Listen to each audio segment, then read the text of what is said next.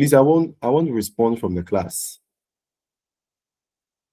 I think I'm the only one active now. So everything is fine, sir.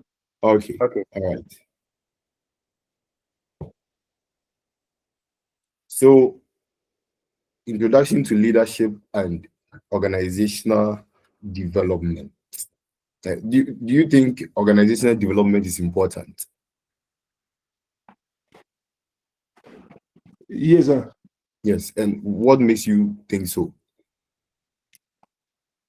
Uh, so I believe the aim of every institution or organization is to be well known. Yes. And for an organization to be well known, it depends on the how developed the personnel or those who are running it, how dynamic or let me use the word dynamic. Yeah, they are Okay. in operating the organization. So the Okay. development of the organization is very important. All right. That is very good. So at the end of today, we are expected to know, when anybody sees you outside, you're supposed to understand what leadership is, organizational development is. Then you know the difference between management and leadership. You also understand some contemporary issues in leadership. Then you know how much about I want the teams network. and organizational Okay, stop. performance. So we are starting with the concept of leadership and organizational development. That is what section 1. Now, at the end of this course, we are expected to understand how people are led in organizations, how organizations themselves grow. Like Destiny said, they change and improve. And also, when we talk about leadership, leadership is about influencing people. Please, do you understand? Yes, sir. Leadership is about influencing people. So sometimes some people can believe in, but the actual influence that they have on the people, they don't have it. So that in itself is not leadership. Leadership is about influencing people, while organizational behavior focuses on what? Improving the whole system, like Destiny said. So the whole system, what the organization seeks to do, what you want to do, how you want to grow, the changes that you want to happen in the organization. So that is basically it. Please, sorry, a colleague of yours said that they can't access the link. So let me send the link to him, then I will continue. Okay. Okay, sir. All right.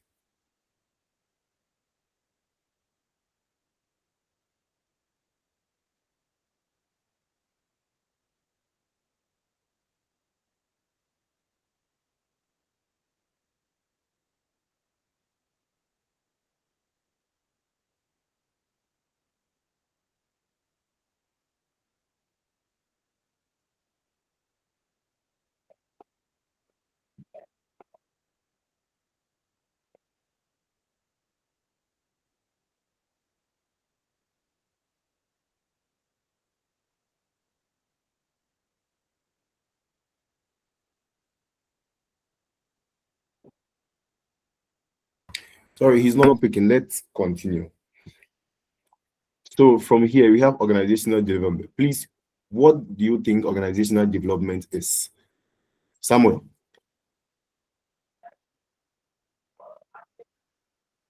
Hello, Samuel. Destiny. It seems that I'm going to work with you. So please define what organizational development is in your own words. In my own words, I would say organizational development is the art or the process of expanding or making an organization known for particular values or norms All right. within Thank you. its increase. Okay. So you can see here that if you look at the second paragraph, so the basic concept behind organizational development is to improve organizational efficiency by modifying what? Human behavior rather than what? Technological innovation. Because without the commitment, involvement of human element, all technology has a limited meaning. So what it means is that if you want to grow as an organization, right, you need human beings. Please, I'm sorry, he's calling back.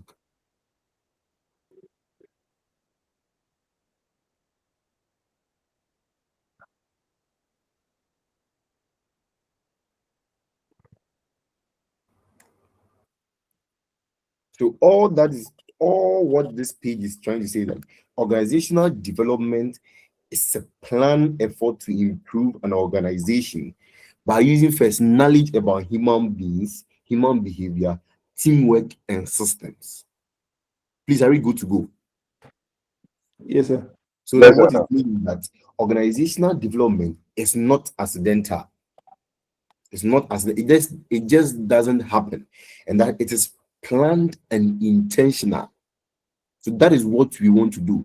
If you want to grow together, what do we have to do?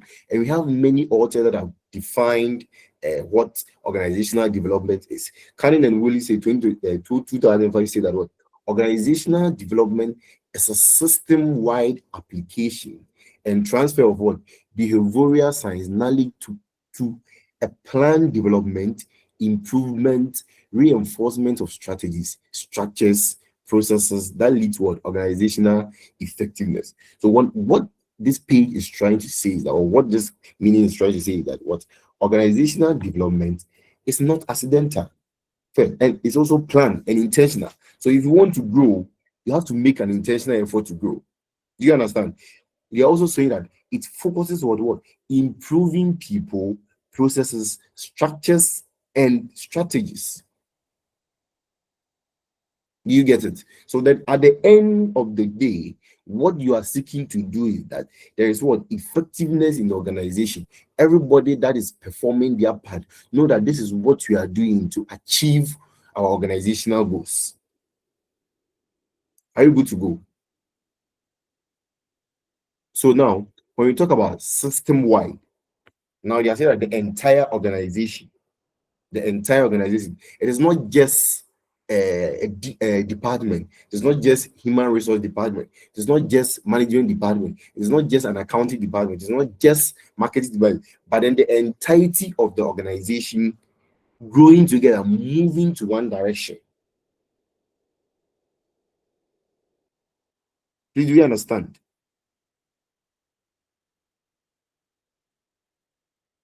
Hello.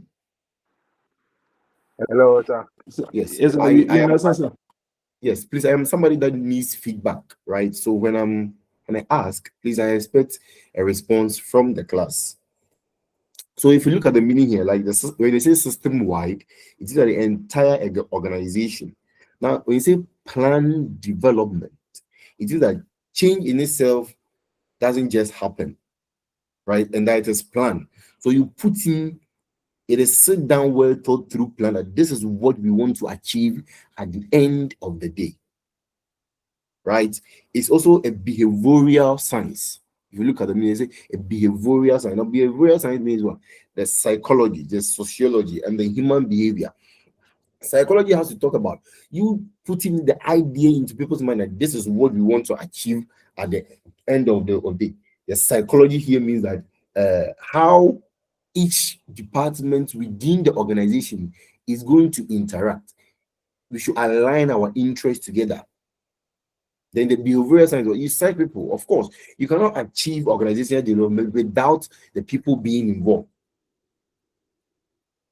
Do we understand?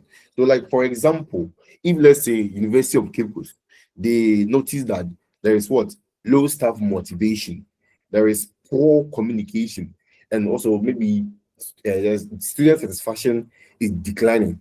Please, to the class, what do you think are some of the things that management of the University of Cape Coast can introduce to curb this problem?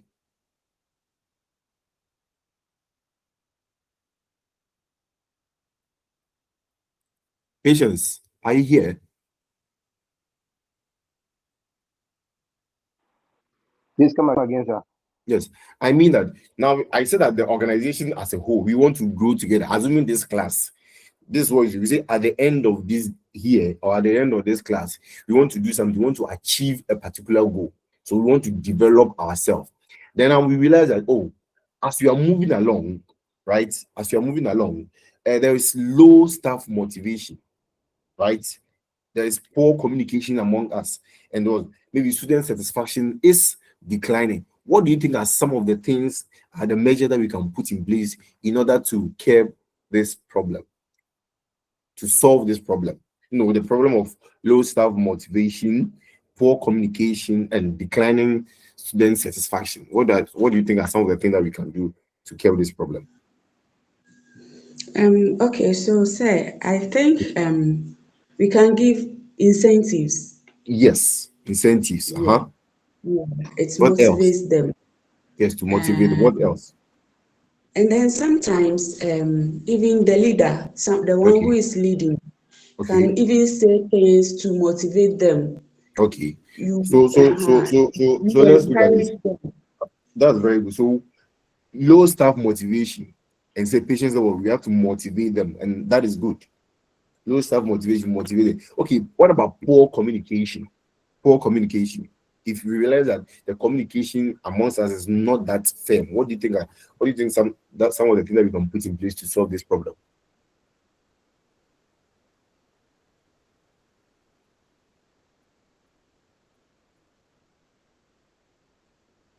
So poor communication, you can put in new communication systems. Probably what is already there is not being effective. So you try to improve on that or introduce new one. There also declining student satisfaction. What do you have to do? You encourage team building.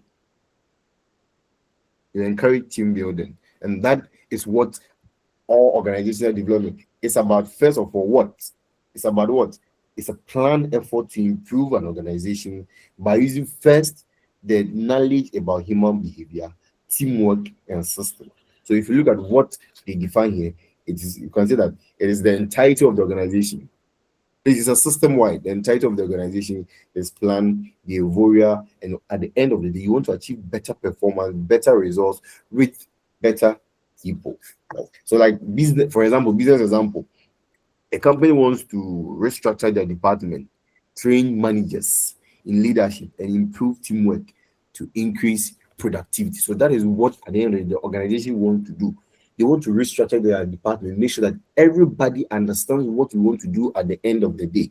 You train the managers to understand that, oh, this is the direction we are moving, this is where we want to go, this is what we want to do.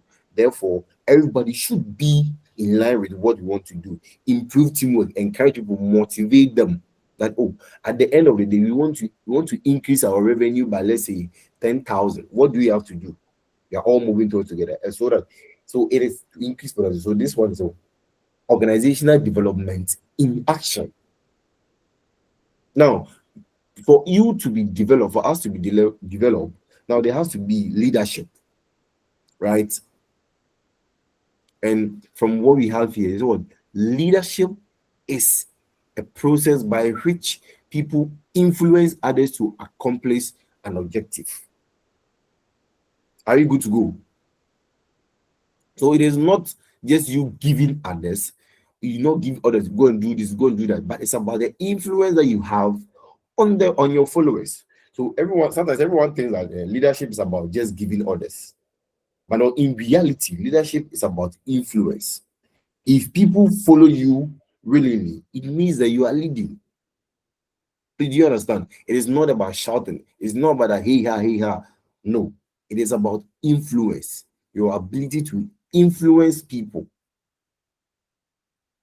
Right? So then, if you can look at leadership in a simple meaning form, one is about what? Influencing people. Two, it's about guiding them towards a particular goal. Guiding them towards a particular goal. And at the end of the day, you are helping the organization move in one direction. So you realize that you cannot achieve organizational development without what? Proper leadership. Are we good to go? Yes, sir. All right. So please, if you have any question, you can just let me know, then we will play. So leadership is not about position, right? Leadership is not about position. It's not about position. It is about what? Who can help you? It's about what? Influence. Because if you look at the the definitions here, they are all talking about influence. The first point is talking about influencing others to accomplish an objective. The second point is an act and scales of what? Influencing the activities of what? Followers through the communication process and towards the attainment of some goal or goals. If you move on, it is a process of It is the process whereby an individual influences a group of individuals. So now you notice that all what they are saying, all what these authors are saying, that leadership is about what? Influence, influence, influence, influence. So that is it. At the end of the day, you are influencing people, you are guiding them towards a particular goal, and you are helping the organization move in one direction. Yes. So there are four factors about what? Leadership. There are four factors about leadership. So let me give practical examples of what leadership are. For example, if there is a course rep here, the course rep motivating students to study is leadership, because at the end of the day, there is some kind of what influence on his colleagues, or maybe a supervisor encouraging students or workers to work deadlines. At the end of the day, you are giving them a task to do, so therefore they have to achieve it. Or maybe a team leader inspire members doing a project. Assuming if we are going to have a project as a class right now, then I'm the one leading, me encouraging the guys, we have to get this thing, that we have to do it, and you guys will follow me. Oh yes, what you are saying is very true, let's achieve this thing. That is the influence that we are talking about here. All right, so please, who can tell me? I said that what at the end of the day, leadership is about what? Somehow leadership is about what?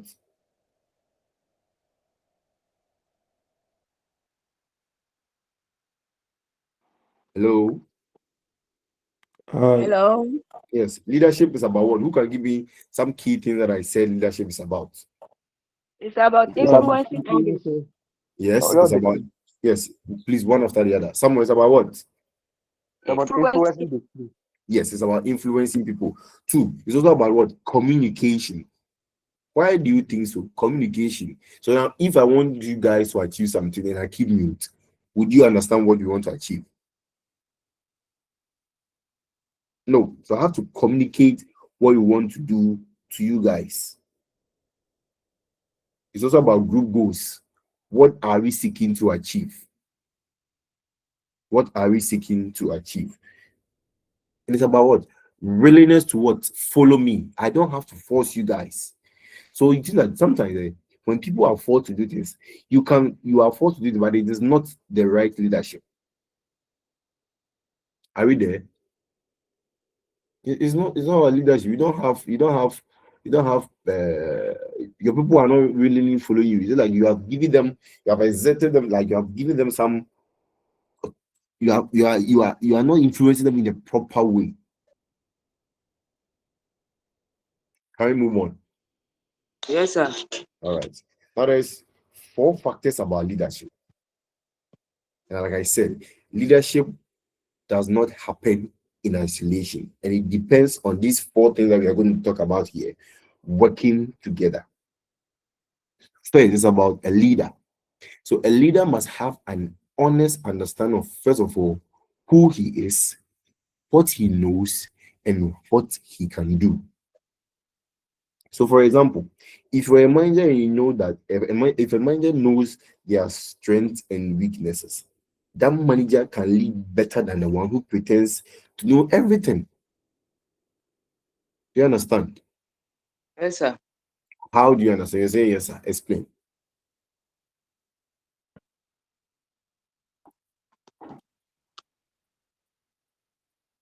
sir, Yes. I hope here we are looking at self-awareness of a leader. Yes. And you as a leader, you have to know what you can do and what you cannot do. You have to know your weakness and strength, Yes. and also That your environment. yes. That is it. Because then if you know yourself, it helps you to lead better. Right? It helps you. You know that, oh, this particular angle that we are moving towards, I do not have the strength in it. Therefore, I need person that has knowledge in it to be able to help us achieve it.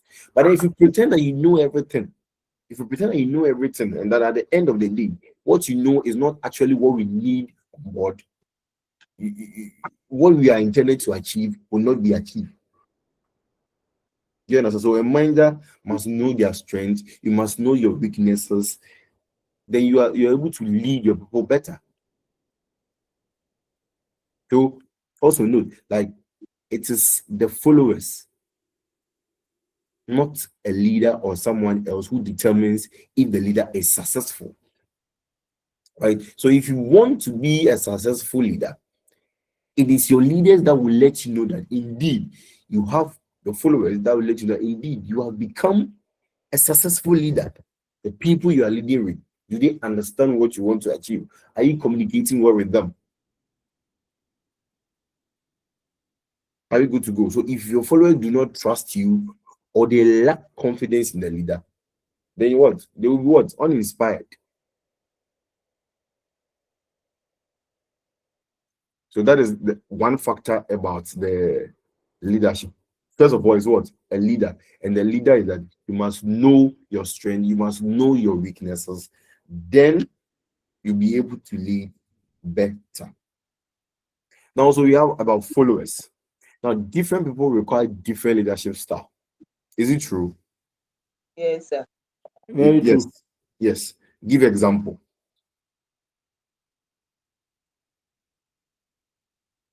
Example.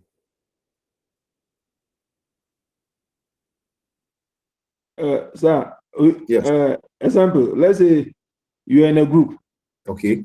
Some people, when they do something that you need to correct them, you can correct them in a group, like in the presence of everybody, Yes. and they will accept it. But some, Yes. immediately you correct them in the presence of everybody, they get, or they rather withdraw, or they get angry. So those Yes. people, you have to identify them and know how to deal with them separately from Yes. So it's the entire true. group. So as a leader, you have to know your followers. You have to know what what at any point in time is good for them, what they require. Right? Just like what Destiny said. Some people, if they do something and you try to bring them back on track in front of people, they do not like it. They do not like it. But somebody too is okay with it. You understand, right? So different people need different leadership style. So, like for example, if there's a new employee, right? If there is a new employee, what do you think this new employee will need in an organization?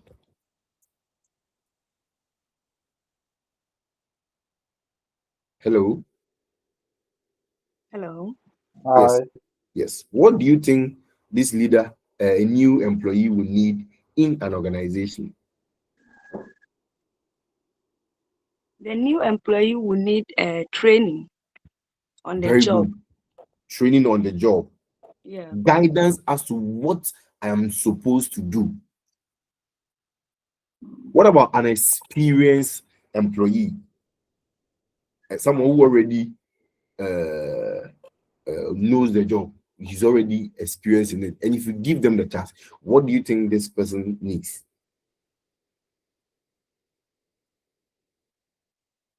He needs motivation. Motivation, trust. Because then you trust him that he will be able to deliver. And that is it. Every good leader understands their people. Every good leader understands their people. The next one is what? Situation or communication. Communication. Now, communication here means that leadership is about leading people, it's about communication, and it's a two-way affair, right? It's a two-way affair. Now, what you are communicating, your people must understand you. Your people must understand you. Are you getting it?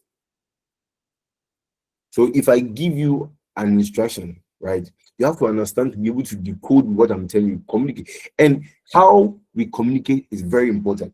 So, like for example, look at these two statements. Either saying, do it this way, do it this way. Rather, instead of saying do it this way, probably you can say, what do you think is the best approach? Did you see these two statements? Yes, sir. Yes. So the first one, what is the first one giving? Do it this way. What do you think that one is giving? You are not allowing your followers to what? Give up their base, like you are instructing them. Yeah. But then if you seek the knowledge of your followers, oh, these things that you want to do, what do you think can be the best approach? It will shock you that they will be giving some input that under normal circumstances you would have not have thought about it. Are we there yet? Yes, sir. All right. Yes, Thank sir. you. Then we also have situation. Now, this is the issue. No single leadership style works in every way. Every situation and the kind of leadership that you are supposed to employ, the kind of leadership style that you are supposed to employ there. So, assuming there are crises going on, what do you think the leader must do? Crisis going on. What do you think the leader must do?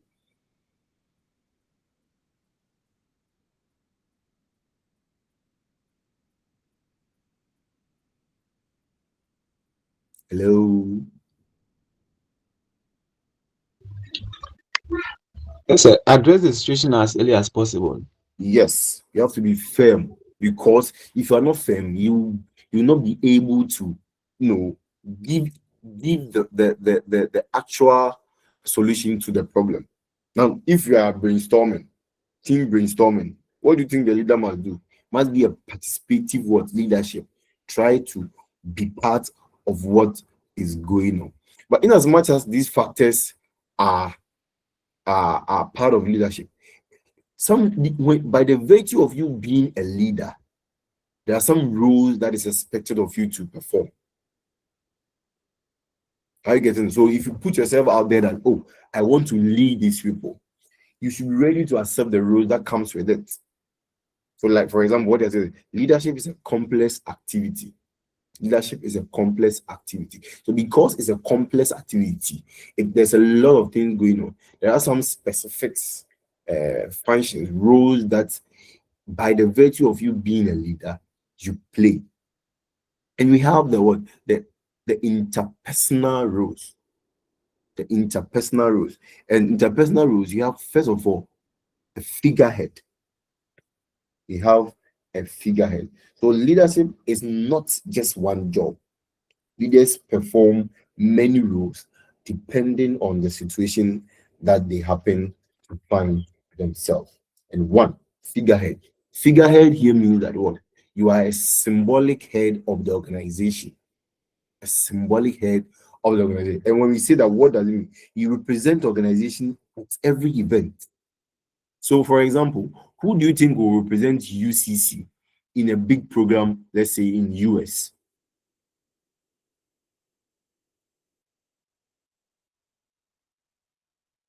Hello? So I think the vice chancellor. Very good. The vice chancellor. And that is one of his leadership role. He acts as what? The figurehead of the university. So if you read what is here, they say what? Entertaining clients as an official representative of the organization, making oneself available to outsiders as a representative of the organization. Also serving as an official representative of the organization and escorting officials. All that you are representing the organization. You are a symbolic figurehead of the organization. So, for example, dean of the student, or like say HOD or anything, attending graduation. Now it says spokesperson. What do you understand by spokesperson? Maxwell. Spokesperson. Okay, sir. Yes. Spokesperson. Yes. When you say spokesperson, maybe there's an issue or maybe an address which has to go out to the public. Okay. The leader must do that. Yes, the leader must do that. Spokesperson. So when the manager acts as a spokesperson, the emphasis is on what? Answering letters or inquiries at formally reporting to individuals and groups outside the organization. So as a spokesperson, the managerial leadership 5 groups of the people are informed by one, the upper level management, customers, other important outsiders such as labor union, professional colleagues or the general public. So these are some of the things. These are some of the things that you do. You act as a spokesperson or speaking for the organization. So a manager, maybe there's an issue. There's an issue that needs to be looked at. Then the manager will come by the virtue of him being a leader in the organization. The manager would have to come and speak to the media that, oh, what you heard, that is not what it is. So this is what is supposed to happen. Are you good to go?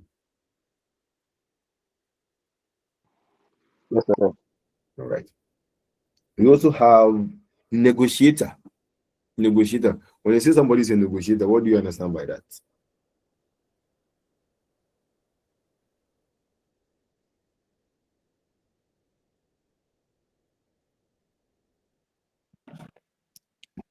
Hello, sir. Yes, negotiator.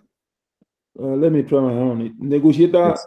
is someone who bargains or acts on behalf of a group Very for good. I their like for the their word. for their well-being. Yes. Bargain. Bargain. Bargain. Bargain. So here you bargain for what? Resources. So part of almost any leader's role is trying to make deals with others for the needed resources. You understand? So now if you look at it, the three specific negotiation activities are what? Bargaining with superiors for fund. Of course, if you are the marketing manager of the marketing department, at the end of the day, you need money to work, right? So what are you supposed to do? You go to the higher authority of the organization, then you communicate to them the reason why you need the money to be able to do what you want to do. Are we there? Bargaining with other units in the organization for the use of staff, facilities, and other forms of support. So at the end of the day, you bargain for resources, what you need. By the virtue of you being a leader, you serve as a negotiator. So the first one is what? The first one, what did I talk about?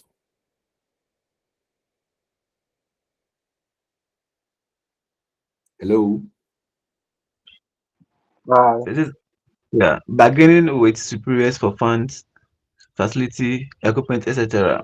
Yes, but I'm talking about the roles. The roles as a leader. The first one was what? Figurehead.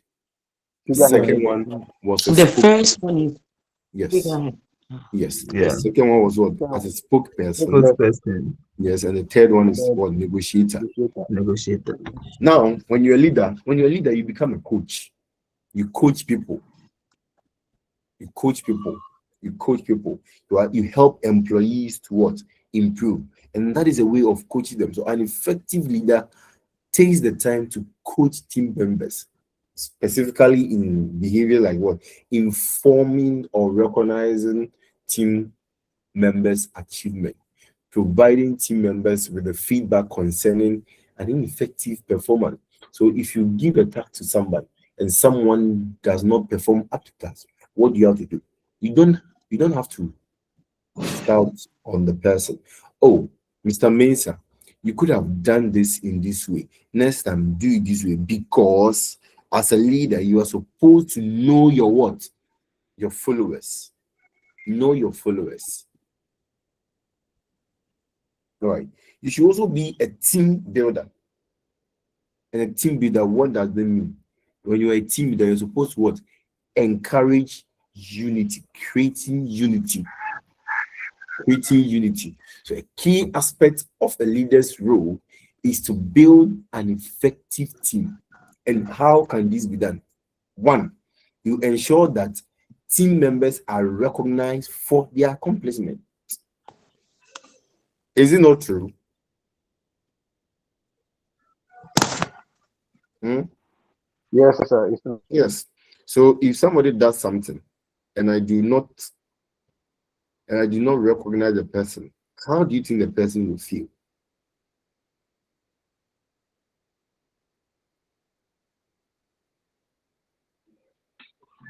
How do you think the person will feel here?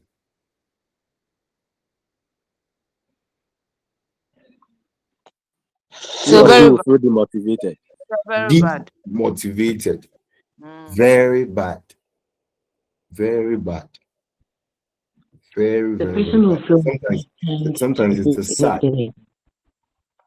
Please, are you saying something? Yeah, next time I'll feel reluctant to maybe do the same thing again. Yes. I like the word he used. Very reluctant. Oh, this leader, if you do something, oh, he does not even recognize our efforts. So what is the need? What is the use of what? Doing it again. And if you encourage them that, oh, you have done well. You have done well. Just by saying that, you encourage someone.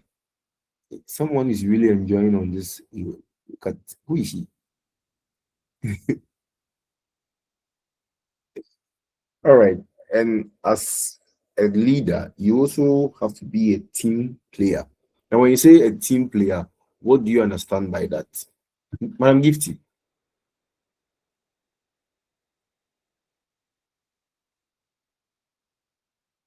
Hello, Gifty.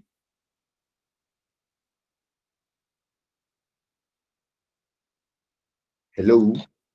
So you have to be somebody everybody can approach. Everybody can approach. Yes, it's not like as a leader, it's not like if somebody wants to talk to you, say, hey, this person there, you can't go nearby you. Like you have to be like somebody, you have a self-humility in you or some self-respect so that everybody can easily approach. There are some leaders you can't even approach. Some in our office there are some bosses are when you have even a case to go and tell them.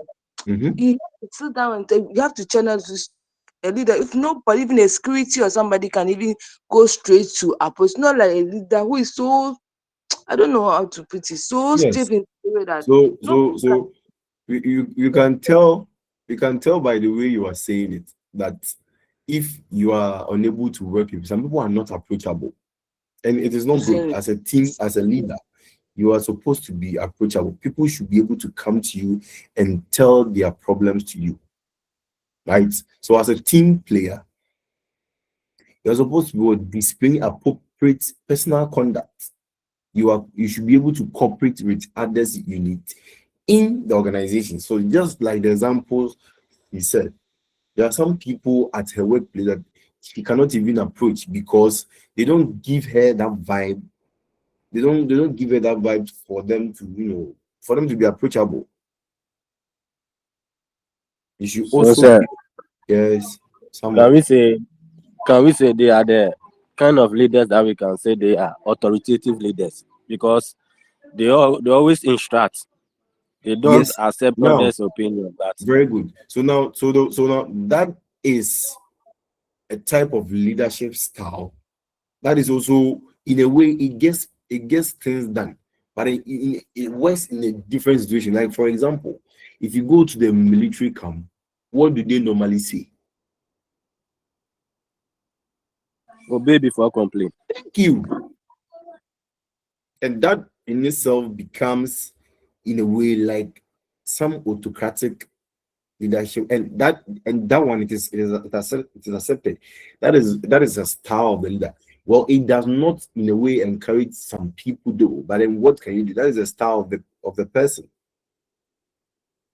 Do you understand? So these are some of the roles that a leader plays. First, we say what? Figurehead, spokesperson, negotiator, coach them. You have to be a team builder. You have to be a team player. You have to be a technical problem solver. You have to be able to solve problems. Are you good to go? An entrepreneur. An entrepreneur here means that you're supposed to be able to come up with ideas and assign project to people so that at the end of the day they'll be able to achieve what you want to achieve. Bring the creativity, identify opportunities and spot them.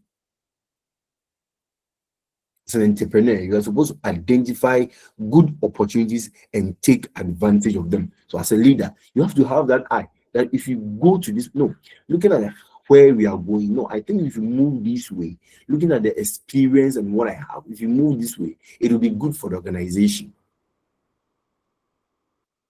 All right.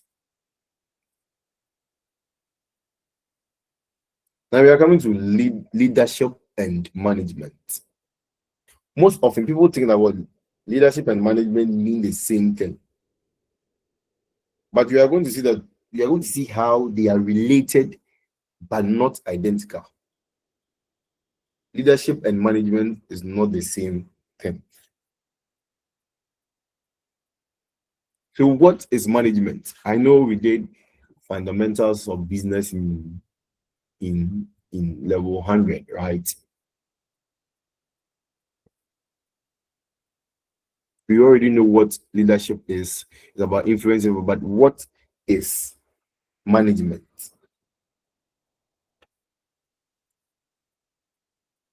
Hello?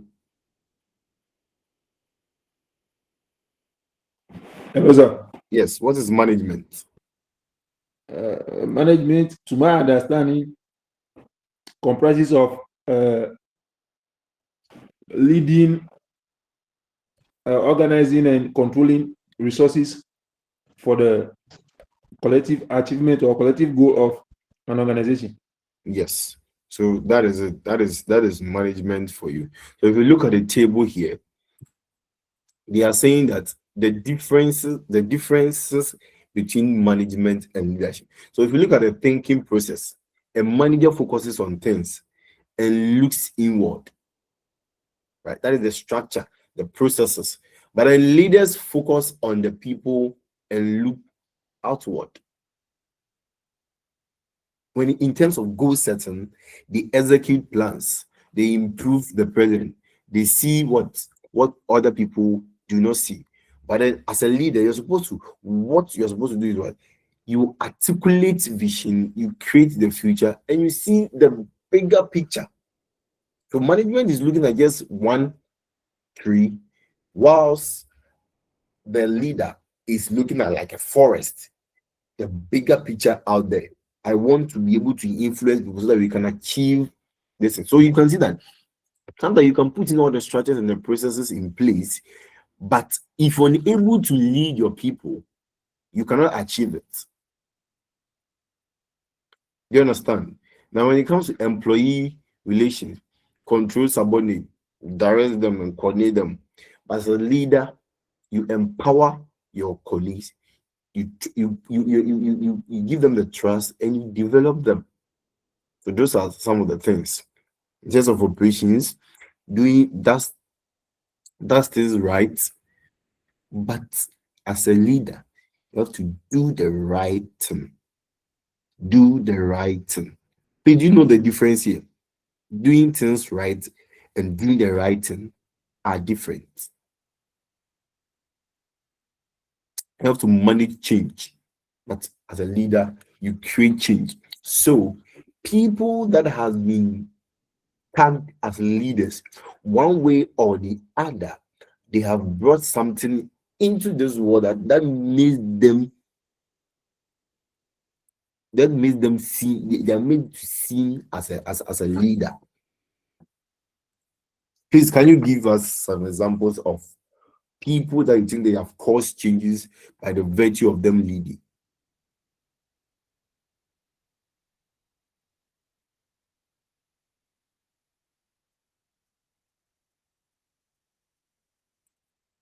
Okay, let us move on. So, for example, a lecturer has authority because of the position, right? But then also a respected senior staff may have power even without a title. So when a manager has an authority but no leadership skills, problem can occur. An employee can resist these people because they feel uninspired. So you see, looking at the table, those are some of the differences between management and leader. So you tend to see that at the end of the day, what they have in common is that they are influencing people. They aim at achieving organizational goal and require power and authority. But if you look at specifically what they do, it's different. It's different. Please, any question?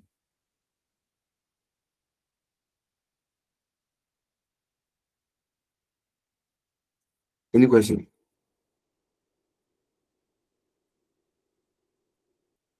Any question, please? So there are some similarities. There are some similarities between manager and leaders, and we have already talked about it. They both influence people. They want to achieve an organizational goal, and both of them also require power and authority. So those are some of the similarities between a leader and management. Power and leadership. Power and leadership. That is section 3. Power and leadership. And you tend to see that if you're a leader and you do not have power, it's like you're a car without what? A car without what? Without engine. A car without engine, or a car without fuel. Yeah. Yes. So you have to have certain kind of power. So by the virtue of that position that you have, it gives you certain power to that you can exhibit. So when you say power, what is power?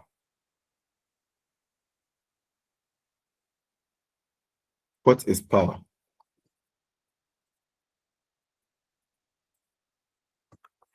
Most of the time you hear people say, you don't have power over me. You don't have power over me. What does that statement mean?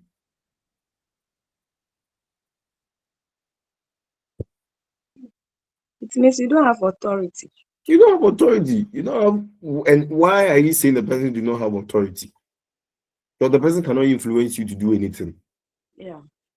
Right? Most of the time we go to church, the power you don't have, the devil doesn't have power over me. Come against it in the mighty name of Jesus. You get that.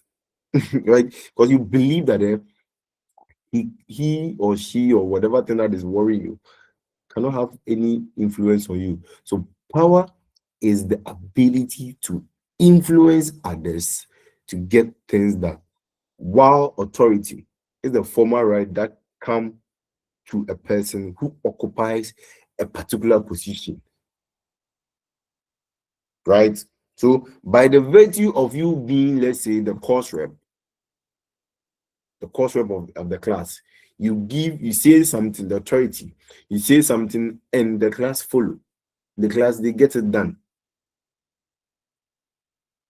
So for example, let's say you go to class, and by the virtue of the course rep having, no, you say that no, today we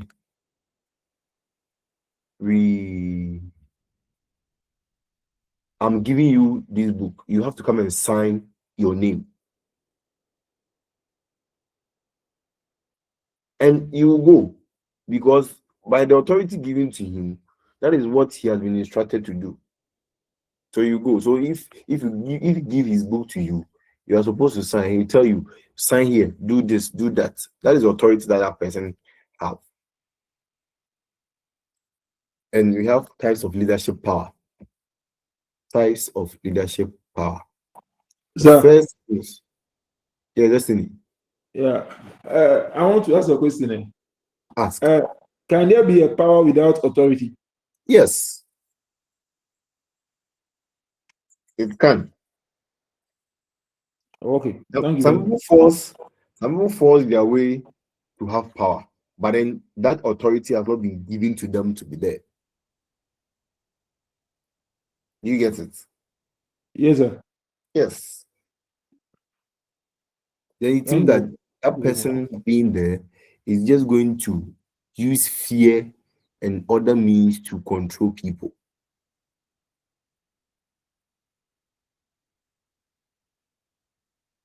You get it? Yes, sir. Yes. So types of power. Now you say legitimate power. When you say this is illegitimate, what do you understand by that?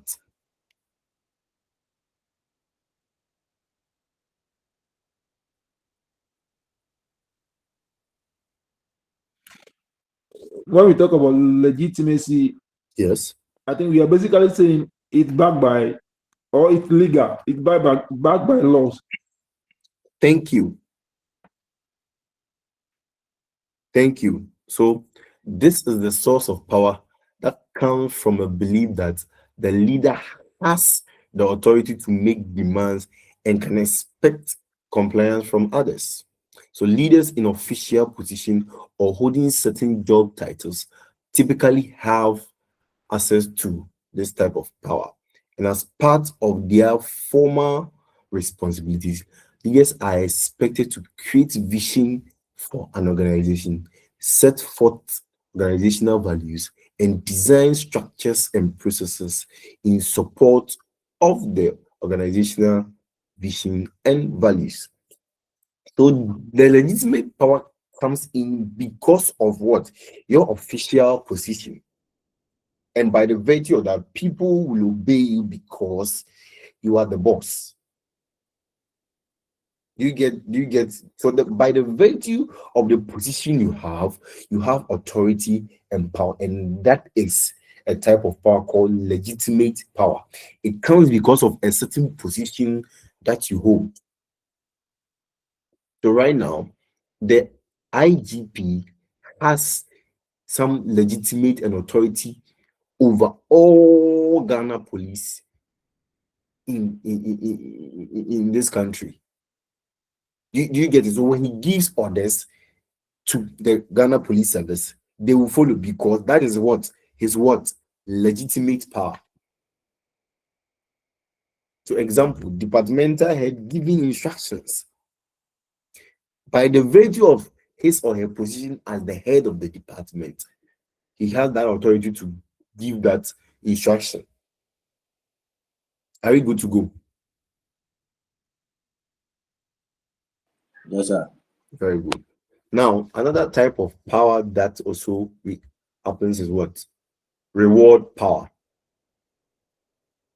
So, reward power arises from the ability of a person to influence the allocation of what? Incentives in an organization. Some people also have power because they realize that, oh, this person has the ability to, give me something. This person has the ability that can recommend me for promotion. So by the virtue of that, that person gains certain power.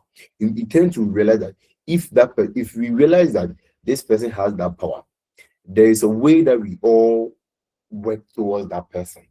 Oh, let me do this thing very well because this person has the potential to recommend me to someone. To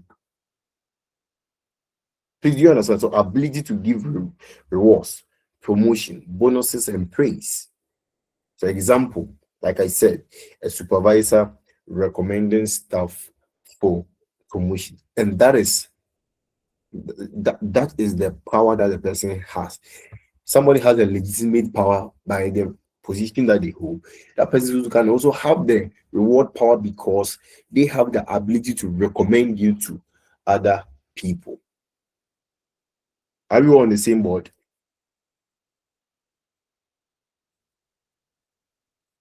Yes, sir. Yes. You also have expect power. Expect power. And this thing comes from what? Knowledge and skills. Sorry.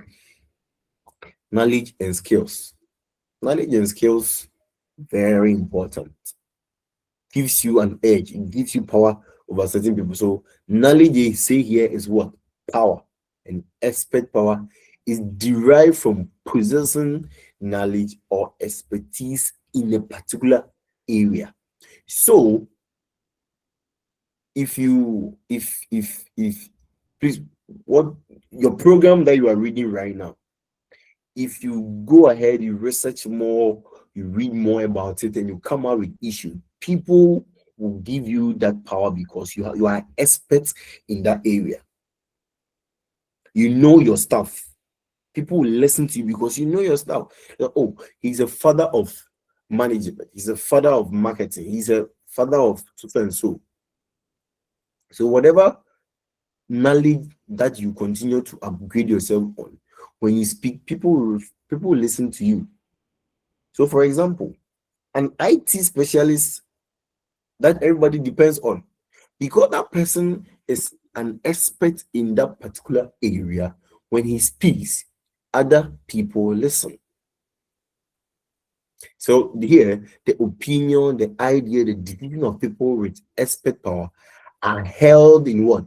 Higher regard by other employees, hence greatly influence their action. So if this person that you believe to have power in certain knowledge or certain field comes in and gives you an instruction, you will listen to him because that person has proven continually that what they have knowledge in that particular field.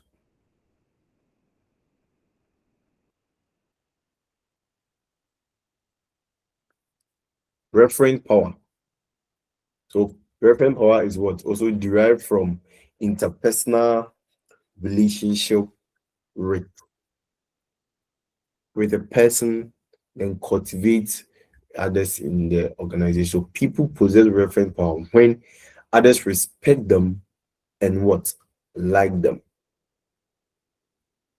And now it comes from your charisma. Some people are very charismatic, how they carry themselves and all of that, the behaviors, how people respect them, right? So there are some people that it can be your own colleague, but looking at how they carry themselves and the way they do their things, you give them certain kind of respect. Now the last one that we have here is what? Cohesive power. Cohesive power. And cohesive power is derived from a person's ability to influence others through what? Threats, punishment, or sanctions. So this type of power is based on fear, is based on punishment, is based on threats. And it does not last long. It does not last long. It's not even healthy. Right? And so normally you just believe that people would want to work to avoid punishment. Because you know that if you do not do this particular thing, you'll be punished. Somebody has the power to punish you. So please take this as a caution. Coercive power may get you the results, but it will damage trust. Is it true? Is it true? It's very true. What makes you think so?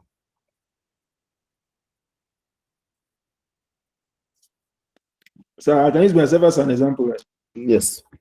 There was a time that we were asked to do something. Okay. In your Which workplace? I knew. Is it? Is it at your workplace? Yes, please. Which Okay. I was very much aware that this thing, it will give us the result, but later on the implications will be too much for our management to handle. But the leader at that particular time says he needs results, so we have no choice than to do what he asks us to do. And later on, the implication was, I mean, it was more than the result that we got, and he has to handle it. And we, the team members, we are not happy that it came out like that. Okay. Hello, sir. Yes, sir. If I may add, I think Yes. the cohesive leadership does not allow the followers to come out from their well. Like it uses some sort of Yes. punishment and others. So, like at the end, the resulting effect is not going to be good. Yes. And people will just they will just be working with you to avoid that punishment and fear and threat, but the trust that they want to have in you, they will not have it. And we all, one way or the other, might have witnessed something like that. Now, when you say source of leadership power, when you say source, what do you understand by that? Source. Maxwell.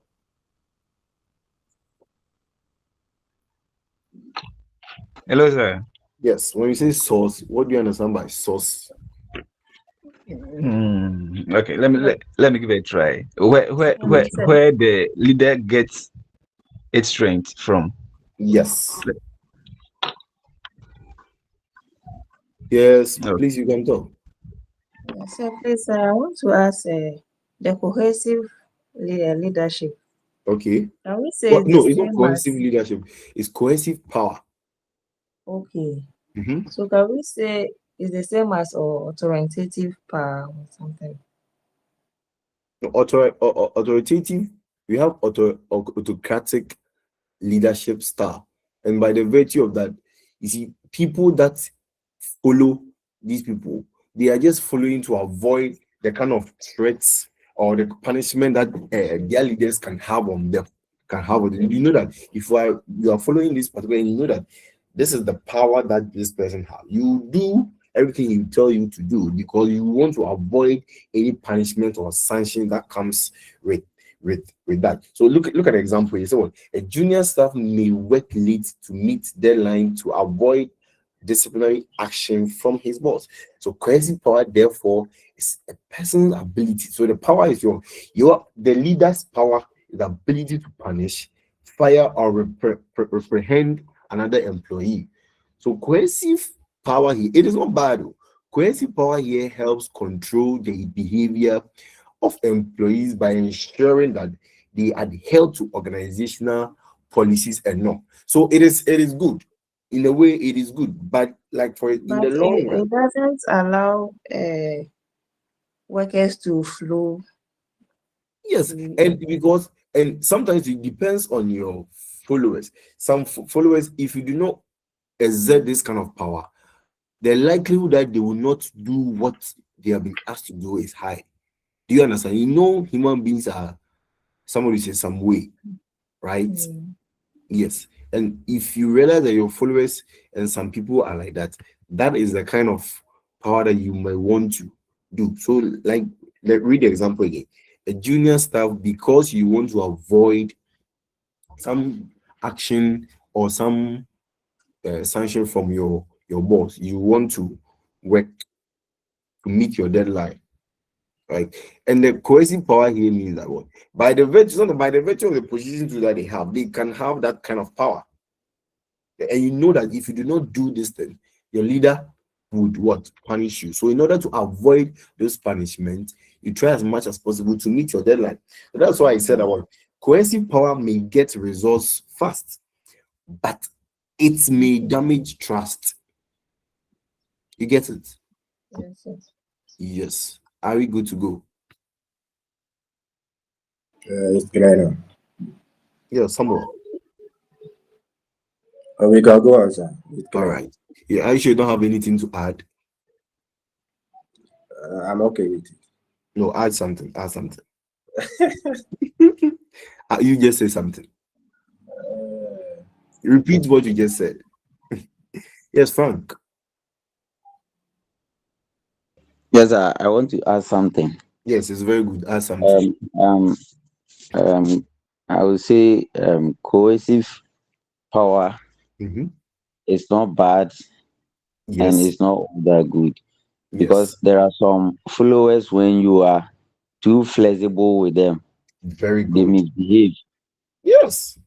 Yeah, and it poses a threat to you or your position. Yes. And some of the leaders too, when you are too stiff on them, Mm-hmm. they are not, some of the followers they only follow what you ask them to do and Mm-hmm. do it. And Mm-hmm. when there is a problem, you realize it when it has already caused a big situation. So in all the types of power, you will have to know how to execute it. If not, you have you cause problem to yourself. So whether the cohesive or what type of leadership, you have to be intelligent enough to know how to control your people. So Very good. cohesive power is not bad. Yes. Yes, sir. Okay, so what I would like to add is that Okay. Someone. I I think like this. I think as a leader, you have to develop numerous leadership skills. Mm-hmm. You have to have multiple leadership skills, Yes. depending on the environment you find yourself and the Yes. kind of skills that you apply. Okay. Sometimes you have to be observant too and know your staff or your followers, Mm-hmm. and then the kind of leadership skill that you use to handle them. Okay. Maybe Okay. sometimes you can even blend two types of leadership skills, Mm-hmm. knowing that individuals are known of the same kind or of the same attitude. Mm-hmm. And so you have to blend multiple leadership skills to handle individuals or your followers. Sometimes when you try to be soft, like my Mm-hmm. brother just said, people will Yes. go wayward or people will develop their own power and do things on their own way. And so you have Yes. to exercise your power and be on them. Okay. Try to supersede their power and let them know that you are in control. Yes. And there are some too that you have to be soft with them, knowing their level of humility in them. Then the kind of leadership skills that you have to apply to handle them. So I Okay. think you have to develop multiple leadership skills as a leader, depending Okay. on the environment you find yourself and which kind of skills Okay. you have to apply. Thank you for your input. I think So, yes, Maxwell. so I perfectly agree with this gentleman. Okay. There's a colleague at work. Mhm. One moment he is moody, one moment he's not moody. So, like, if you So go you with one style of leadership, okay. yeah, So so you have to blend is some. that person a leader or he's just a colleague that you work with? There's a colleague. Oh, okay. Okay. So for Yes, example, imagine this person is you are leading this person, or maybe this person is leading you guys. You have to know how he is and be able to relate with that person very well, right? That is why from the definitely. onset they say that as a leader, you have to know your Your followers, follower. understand them. Thank you. Evans. Yes, sir. Are you the one who I called? was saying that, yes, I'm the one who raised my hand. Okay, finally you are here. Yes. Okay. There are some followers. If you are a hard leader or you exert coercive power, Mhm. they will comply with you, but they also give you a tough time. That is why I Yeah, said that. Look at the caution I gave. That cohesive power may get results fast because then they want to avoid they want to avoid punishment, they want to avoid threats and all of that. So then they will do what you are saying. But the kind of trust that they are likely to have in you will not be there. Do you understand? yes, sir. Yes, continue. Yes, please. And so I know one friend. Mm-hmm. When you are hard on him, whatever Yes. you ask him to do, let's say you've given him a deadline. When you are Mm-hmm. hard on him, he has already done the work, but he's going to give you a tough time. And he's going to give How? you the work on the deadline. He will make you talk and talk and talk and talk and talk. Meanwhile, he has done the thing. He won't let you know. So So so the so so dying minute. Yeah, so he will this is give very you the funny. result at the dying Guys, minute. Yes. is this not funny? Because then if you have done the work, just give it to the person. Why would you want to keep it and Yes, people will give his you? issue is that if you want to be tough on him, so he also try Mhm. to stretch you, He will but he stretch has done you. it. Yes. Okay. Please, is there anything anybody will want to add?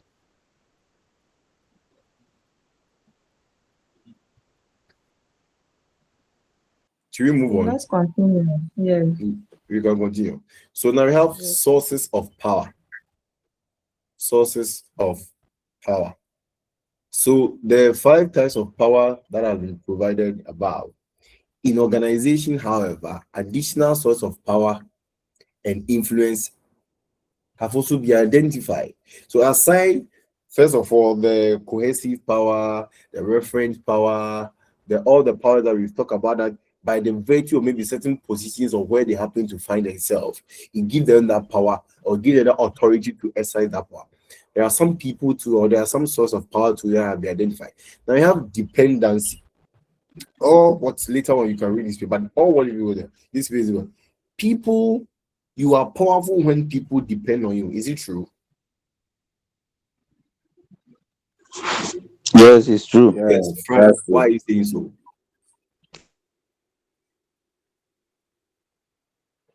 So that is true because then that means without Even if you, you don't instruct them, Mhm. they try to do what pleases you. They try to do what they think is Be, good for be, you because because they depend on you and they don't want you to change your mind. and what do you think are some of the things that you are likely to possess that people would be or people would let you have certain kind of authority?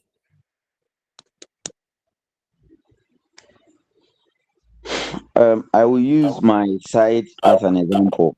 Okay.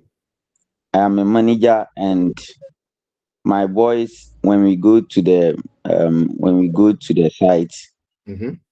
work, my work is not. I am not obligated to buy them food. I'm not obligated to do any other additional thing for them except their salary. But Except. when we go to the site and I realize they are hungry, Mm-hmm. I buy food for them. Mm-hmm. Sometimes I give them something small to put in their pockets. Okay. And end of every year, I have something that I do for them. Okay. So sometimes there are some things that they know I would ask them to do. They wouldn't wait for me to ask, they would do it before I even realize they have done it. Oh, okay. Okay. So, So you see how charismatic and how you relate well with your followers and how you treat them. So by the virtue of that, because they know that in a certain way they depend on you for something, they have given you that authority. Do you understand? sir, Maybe they also know that you control something very important. You understand? yes, sir, Yes. So, for example, when you have control over certain information, is it true? When you have control yes, over sir, certain information, when you have control over, let's say, budget, they know that this person is likely to, he is likely to allocate this sums of money to our department. Then they will give you the authority. When you are also an expert, like what you already talked about, an expert in a particular area, and you control certain resources, that's the next one. When you have control, so like you see, control over resource, control over information, and all those things there, in a way, gives you certain power. So aside the legitimate power, referent power, cohesive power, expert power, and those things, when you have certain authority, or when you have certain things within your conference, within yourself, it gives you certain. So, for example, let me use this example. When you have a friend that you know that for this person there, he knows iPhone inside very well. You understand? When you have yes, sir, iPhone, you know iPhone is like when you intend to go and buy the iPhone, you immediately let that person have that boy and go to him that I know that you are expert in this one. So can you help me A, B, C, D? You understand? Because you know that they have certain control over certain information, certain things that when they say, it's you hold very you uphold that thing. You understand? let's give examples of some of the things that we people have that give them some power over us. Is it Josephine? Yes, boss. Yes, boss. Yes, boss. Example. Like my boss, for instance, at times one like on weekend, he has a power to give us some incentive for some weekend. So at times we have been motivated on Friday, getting to 4 o'clock. Everybody like the money is not for he is also a supervisor from head of so our branches. We have some in Accra, and so for Takrady, as if the money is for him. The way when he's coming, everybody will be at selective sitting down waiting for the money. If you misbehave, you get your money. So as the money is not for him or some but he has the power. Hey, you didn't come in time. I will not give it to you. But money matters. So when it's 4 o'clock, you have to be seated like a schoolgirl, waiting for the money that you've worked over because he has the power for the money. If you don't take care, you'll be on Monday. Friday morning too has a lot of expenses. That is a perfect example because he has control over Yes, that money budget of for one money. money. Yes. You are in Takrady. Yes, boss. Where? Market circle. Oh, really? Oh, that's nice. I'm also from Takrady. Yeah, but recently I've been transferred to Elibo, so I'm currently speaking at Elibo. That's why my network was all that bad. Oh, don't worry. All right. Now they are saying let's continue. We'll talk later. Okay. Okay, boss. All right. So political tactics for exerting leadership influence. Or what this page is trying to say that power must be used what? Wisely. If you don't use power wisely, your followers will resist. Is it true? Yeah, it's true. Sammy, explain. It's true because there is a saying that goes that power corrupt, but absolute power corrupt absolutely. So some people are power drunk. Yes. The moment they have the power, they misuse the power. Okay. And they, instead of them to use the power, they allow the power to control them, to use them. They manipulate decisions and do things against their followers due to the power that they have. Yes. And for example, right, if you are giving power or if you are giving authority, you do not use them wisely.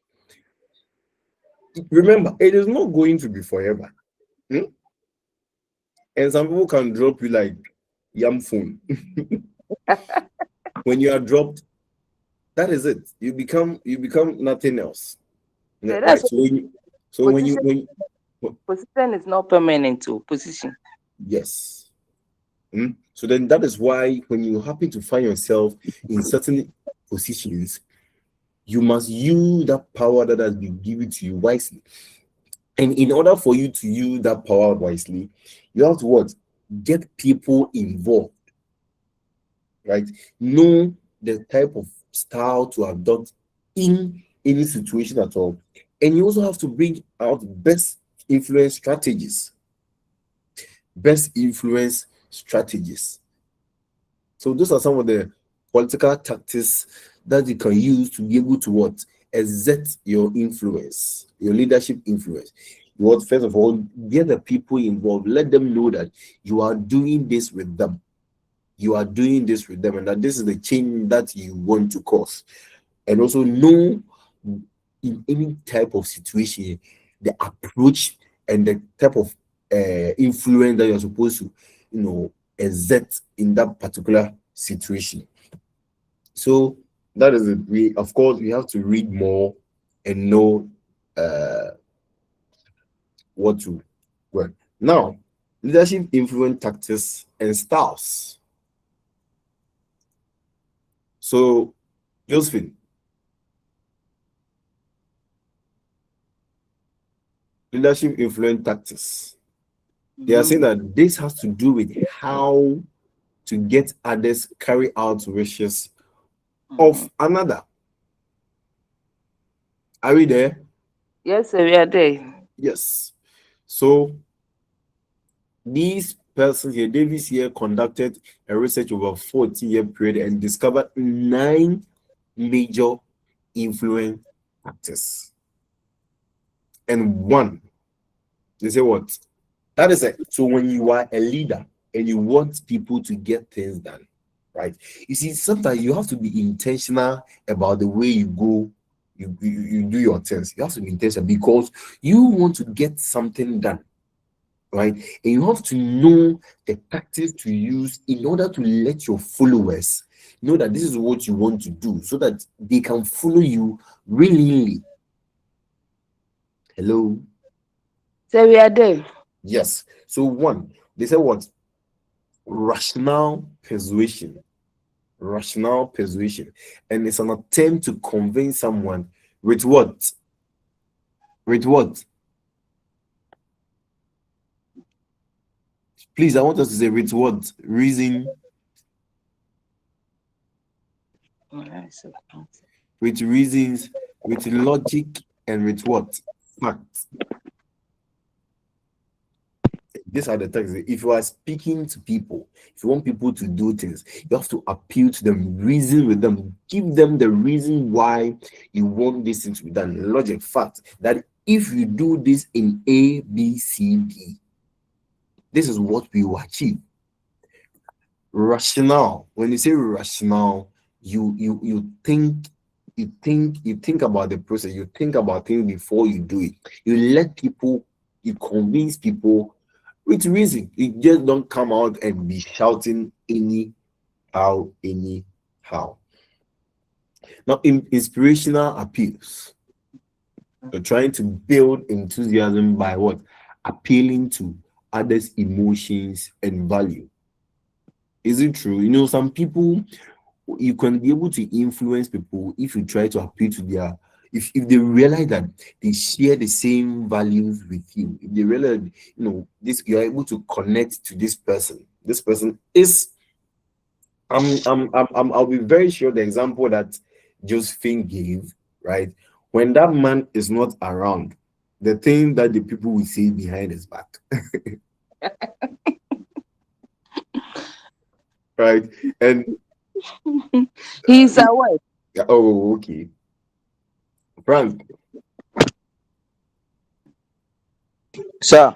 Yes, I say inspirational influence. Since you say you are a manager, you know, this is, have you tried using this tactic before? Appealing to values and emotions. Yes, sir. And how did you do it? Most at times, I try to, let's say, especially when two people are having are quarreling over something at work. Mm-hmm. I call them, sit them down. Sometimes I even take the two of them out Hey, on wow. the weekend. Yeah, on a weekend. Then we sit somewhere, we chat. Then I'll tell them this week we are working in a private company.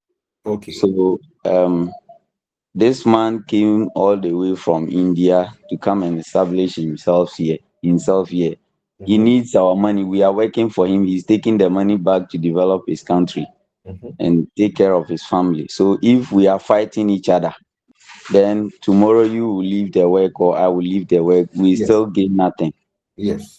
because tomorrow maybe um he might collapse this business or he might, let's say, relocate to his hometown, and you and I will still be here. We will meet somewhere, holding our application letters, finding job elsewhere.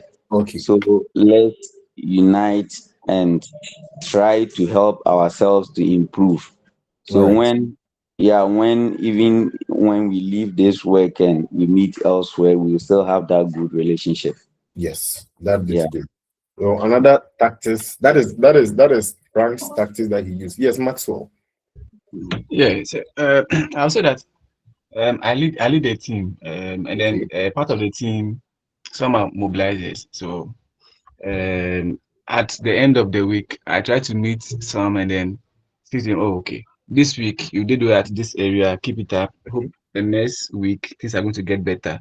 So as in inspiring them on their previous work to also move ahead for the next week. All right. So you As I realize said. that. Look at 1, 2, 3, 4, 5, 6. Look at the 6th point. Have you seen the 6th point? Oh, the 5th point. The 5th point. Personal appeals. So those are, you see, those are another. That is the tactics that you talk about. You are friendly, right? You are loyal when making requests. Maxwell, do you see yourself in this angle? Yes, sir. The fifth one, personal. Yes, appeals. And that is how, you see, the book is telling you some of the things that you can use in order to get people to do things, to carry out wishes, to do your will, right? And there are things, there are strategies, there are tactics that you can use. We've talked about rational persuasion, inspirational appeal, consultation, getting others to participate in planning, decision making, and change. And how do you think this can happen? How will you be able to do that?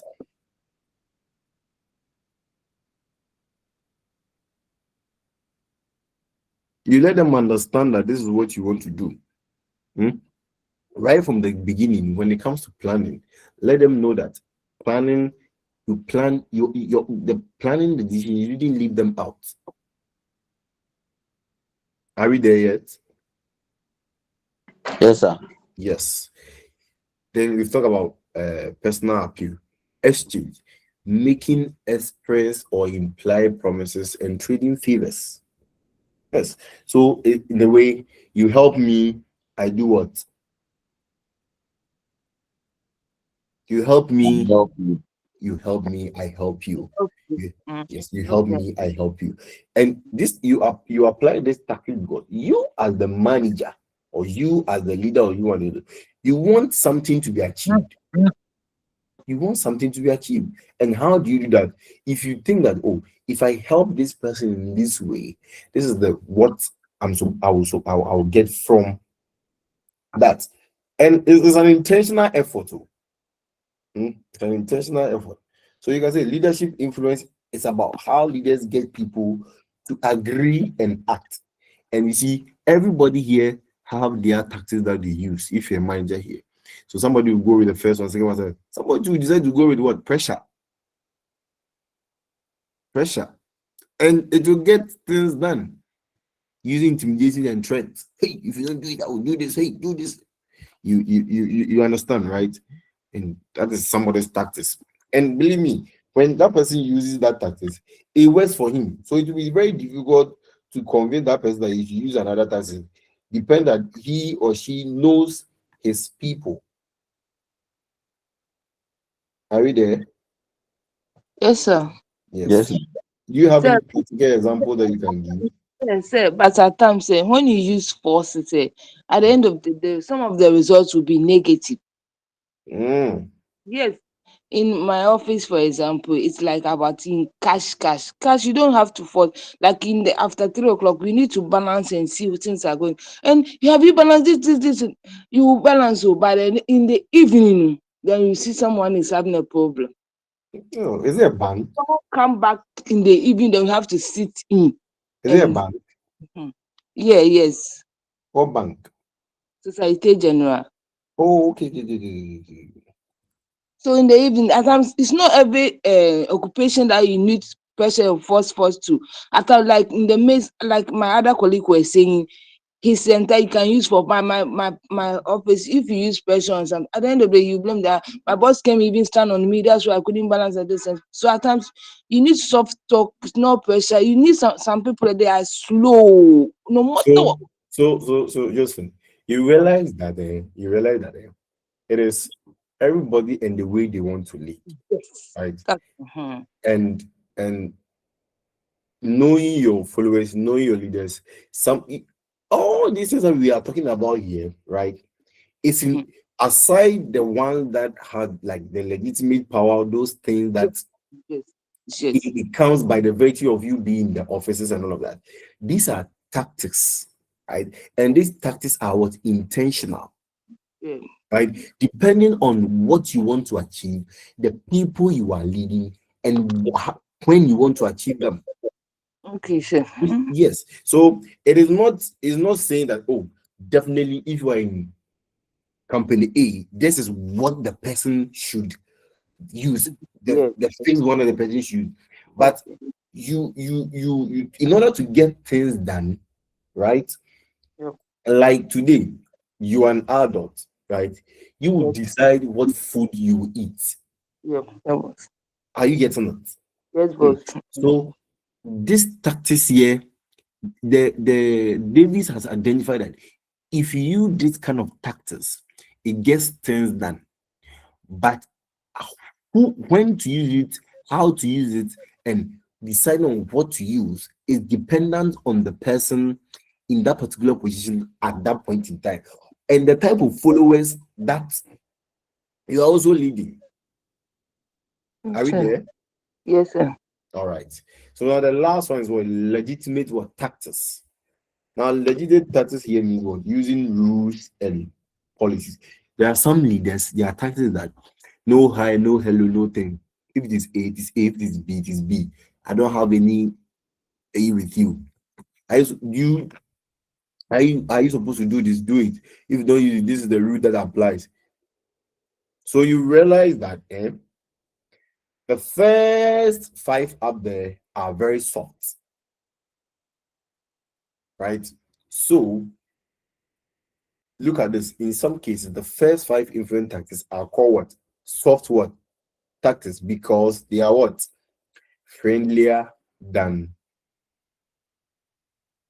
and not as cohesive as the last 4. So we realize that the last 4 is more of cohesive power. Maxwell.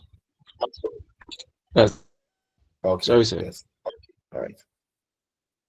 The first 5 is more of a cohesive, it's more of friendlier type of tactics. But the last 4, right? The last 4 is what you can just send some kind of hardness in it. So sometimes we are learning these things in books, but its application is dependent on, first of all, the organization you are working in, the people you are leading, the goals that you want to achieve. You realize that in certain kind of offices, the first 5 might not work. Is it true?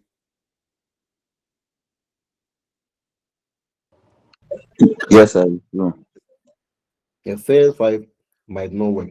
But then when it comes to the last 4, you know that if you apply them, then people will get things done. Yes.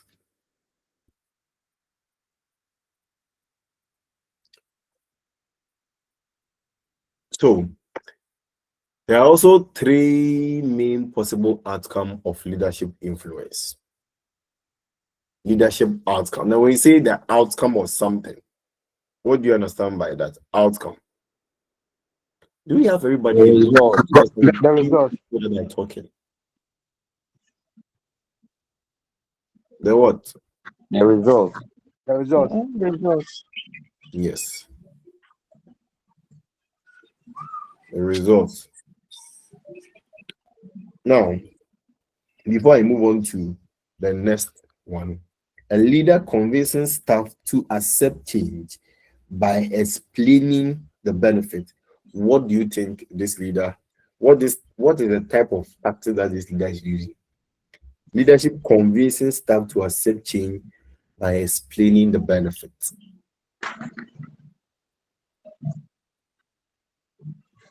What type of tactics is the leader using? Rational persuasion. Thank you. Rational persuasion, right? Because you are explaining to them using reason, tactics. You know that this and that and this, that is what we have to do. Are we good to go? Yes, sir. No. Now, outcome of leadership influence. 1, we have what? Commitment. commitment. Now, if you are able to influence people in a positive way, in a motivational way, they will agree and be motivated to follow you. Do you get it? So now the issue after, we know what is beautiful about this course. After going through this course, your leadership influence, your leadership style, assessing yourself to change. Do you get it? Frank, Josephine. Yes, sir. Yes.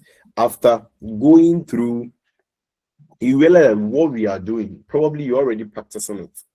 But Yes, sir. somebody is also after here, the person will decide, oh, so this is how, if I want to get it done, this is how I should go about it.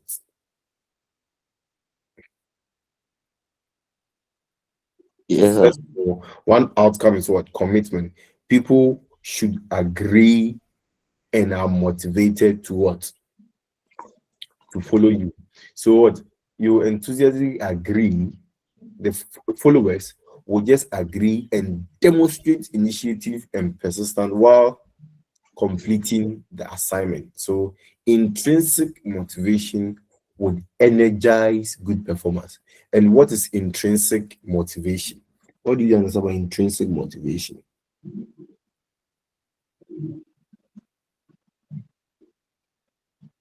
Motivation within the followers, right? And how then you motivate them? Oh, like for example, if there's a boss at Josephine's workplace, right? And the person comes and the person needs something to be done. And instead of shouting and giving them, oh, he comes, he encourages them, let us do this thing. And he or she let them see the reason why this thing needs to be done. They will be committed because at the end of the day, they know that our boss will not disappoint. That so committed here means that the entirety of the person is in alignment with what we want to do. So they are fully committed to the to achieving the organizational goal. Now the next one is what? Compliance. Here, people will be, but are not excited. People will be, but are not excited. So they will gradually would agree and will need pudding to satisfy minimum requirement.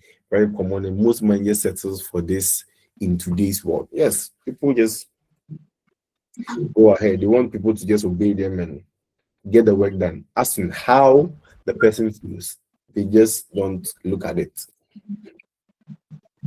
And some too, if you exert your influence, people will say, oh, what you are saying, we don't like it. So, yeah, you don't understand. And then that's, oh, we just oppose you, the leader, because how you are trying to influence them, they just don't like it. So, people, your followers will just say no, make excuses, store and what? Out up an argument. Do you understand? Yes, sir. Yes. Those are some of the outcomes. So if we are applying those tactics that we talked about, right? If you apply them, then the kind of influence that you are supposed to get, it would show here. It will show here. It will show here. So now leadership style. Leadership style. You already know what leadership styles are, right? Yes, sir. Yes, sir. Yes. Can we mention some of them? We are okay, they are here. One, we have what? Autocratic leadership. Yes. And what do you understand by autocratic leadership style?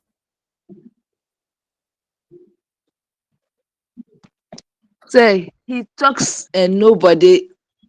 Yes, sir, master. Yes, sir, master knows well. Yes, Amasa. Yes, Amasa. He's the So farmer So talking to speak. obey before you explain some of the things. Like that's one of course, me, my job doesn't apply. But when you come to where I am at the border here, you have to obey before after that you explain what's happening next. Mhm. Like the military and others. But for some of the offices, you have to, maybe a customer has come, he has a check. But my manager, you have to authorize and let the person know amount of the thing before you say, go, because he is your friend. Go and pay, go and pay, go and pay. What about at the end of the day, the person, there's no money in the person account. So who is we are? But after the military and other testing, you have to, they say obey before you complain. So whether good or bad, yes sir, yes sir, yes sir, yes sir, yes sir. So some Yes. of I'm so glad we understand. We are giving practical examples of what the autocratic leadership style is. So here, leader makes all the decisions. Hmm. Leader makes all the decisions. But like I said, it is useful in some emergencies, like the military operations and what crisis situations, right?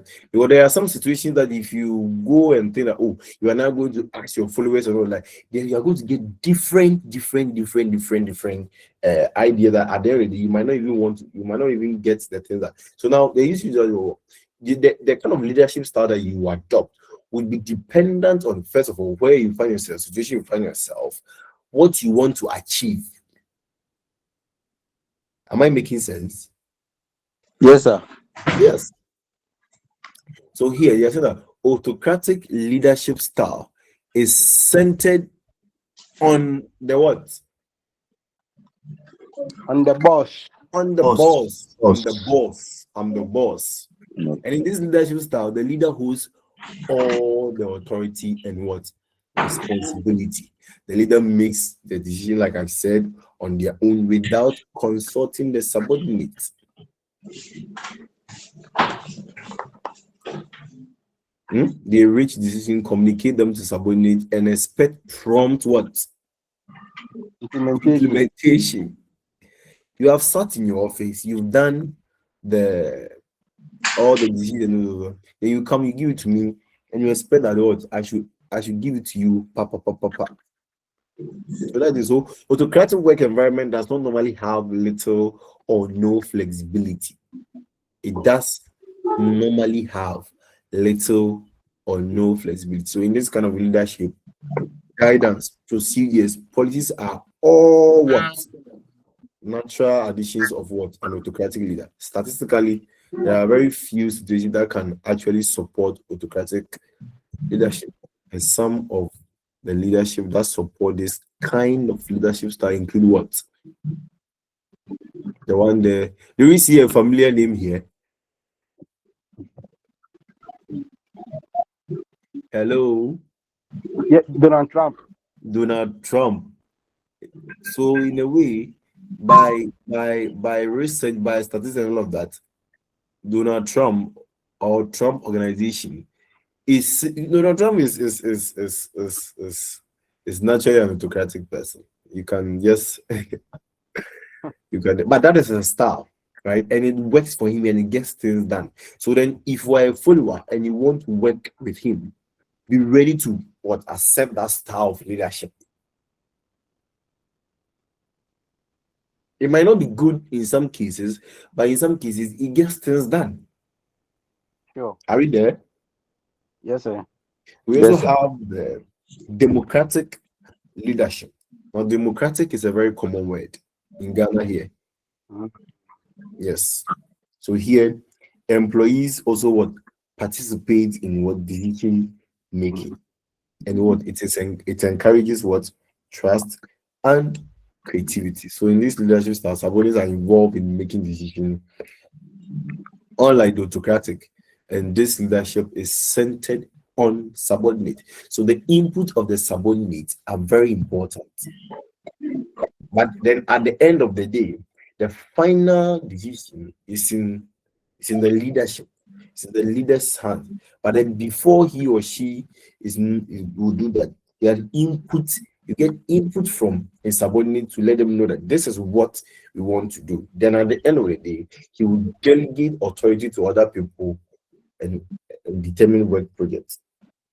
So examples can be team meetings, project groups, to get their idea as to how to go about a particular direction that you want to. So you realize that all these things that we are talking about at the end of the day, it's supposed to what? Develop the organizational as a whole. Develop the organization as a whole. So this style, this leadership, and all of that, depending on how you use them, would get things done. So we have the strategic leadership, we have the transformational leadership, and so on and so forth. That we can read more on it. Then we have other style: coaching leadership, charismatic leadership, visionary leadership, and this all comes by the result how you coach other leaders, you coach your followers. As for charismatic, you use a friendly nature to get things done, their behavioral and all of that, get things done. Now we've already talked about management and managing process, and we know that management is what leadership is what inspire people, but management what organizes the work. So the management process, at the end of the day, understand the concept of management, understand and explain the management process, know the difference between a manager and a leader, whether leaders are born or are made. So you know what management are. We already did. Management is about what? Planning. It's about what? Organizing. It's about what? Leading, and it's about controlling. And to achieve organizational goals, these things need to be taken into consideration. And we have so many fathers in management. You have Peter Drucker, Ralph, MC Filan, Henry Fayol. They all have defined what management in different way, but at the end of the day, it is going through a particular process, and what you are inspiring others, and in order to get this thing done, you have to go on. It has to be planned. Now, planning here means that what to do, how to do it, and when to do it. So example will be what? Planning the University of Cape Coast, planning the academic calendar. Are we good to go? So that is what all planning is, and it is the most fundamental and the most persuasive words of all the management fancy. So if people are working in good to perform effectively, they should know in advance what, like I said, what is to be done, what activities they have to perform in order to do what is to be done. And that is it. Now we move on to, please, do you understand? Yes, sir. Yes. And we have to move to organize it. So after the planning stage, now the organizing has to do with what?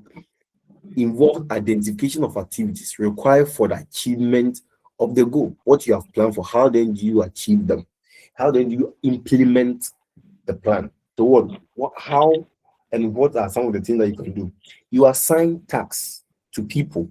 That department A, this is what you have to do. Department B, you know that all the various departments within the organization works together to get a final product out.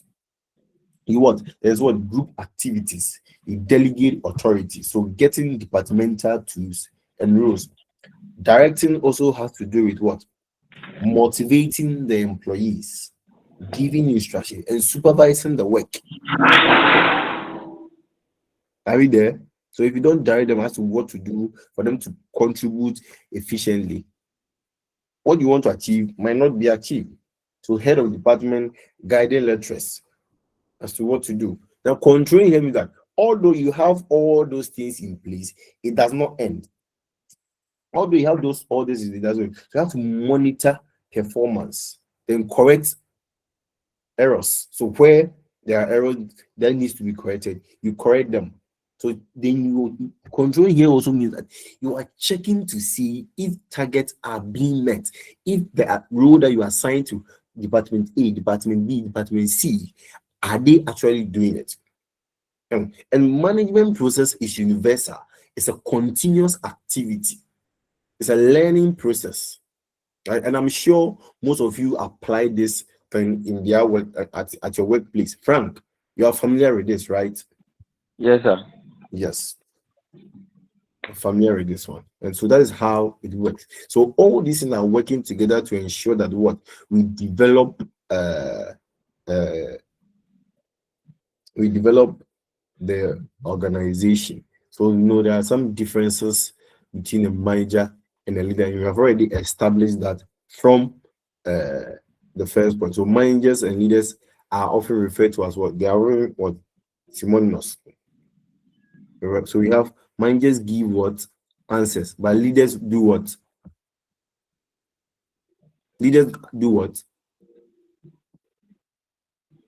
Hello? Yeah. Managers give answers, but leaders do what? They ask what? Questions. Managers criticize mistake, but leaders call attention to mistake. Indirectly, they will let you know that no, what you did is not good. What you did was bad. What you did was this. So They give insights. yes. So managers forget to praise, but leaders what? Reward even the smallest what? Improvement. And these are some of the differences between a manager and a leader. So managers also focuses on what? The bad, but leaders what? Emphasize on the what? The good. So you can be both at the same time, depending on what you want to apply. Managers also want credit, but leaders give credit to their team. That no, I didn't achieve this on my own, and I was able to achieve this by the help of my group. And the last session would what? Practical qualities of an effective leader. And for you to be an effective leader, you should have what? Clear direction. You should be able to what? Inspire others. You have to communicate very well. Listen what? Actively. Build what? Teams. Develop people and think creatively. You have to think creatively. Right? It's true. So for you to be able to be a good leader, you have to have what? Good communication. How to communicate to people to understand. Right? You have to also be a what? A good listener. You have to listen. So communicate well and listen what? At what? At what? Listen what? Intensively. Intensively. You have to listen to your people, know your people. Right? Approachability. Somebody talk about how they cannot approach their leader, and it's not good for you to be a good leader. Those are the qualities that you have to have. Delegation. You have to be able to also know how to delegate power. Delegate. Let your people know that no, this is what you want them to do. You trust them to get the work done. We also have a leader. A leader. You also have to what? Know how to even your verbal skills. Are you there? Your verbal skills Yes. are very important. If you write as a leader, when you write, people have to see. People have to see. You have to also motivate your people. Motivate them. Understand them. Right? There are some leaders when their subordinates are not even feeling or then just still they want them to be doing the work. They want them to be doing the work. But no, you don't want that. Understand them. Have emotional intelligence and know that no, at this point in time, this is what you are supposed to do, and this is how you go about it. So, example, a leader who delegate grows future leaders. Is it true? If you delegate, is it true that you are preparing others for the future?